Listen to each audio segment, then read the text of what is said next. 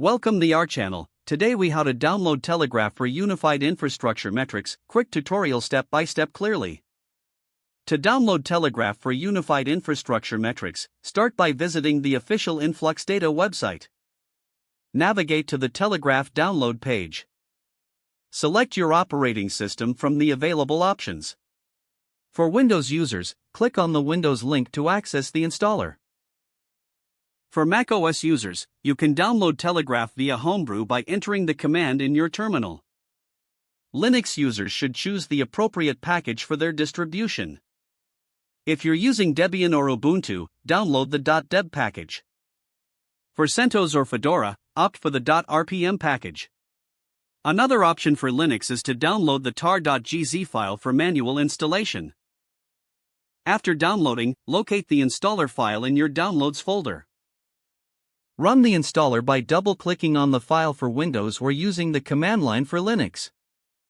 Follow the prompts to complete the installation process. Once installed, verify the installation by opening a terminal or command prompt.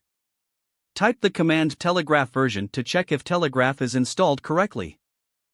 If you see the version number, your installation is successful. Now, you can configure Telegraf to start collecting metrics from your infrastructure. Consult the Telegraf documentation for details on setting up your configuration file.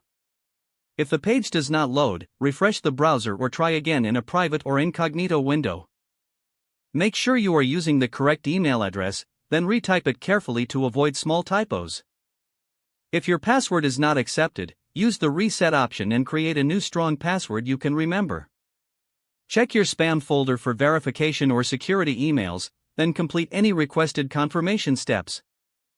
Enable two-factor authentication if available to improve account security and reduce unauthorized access risk.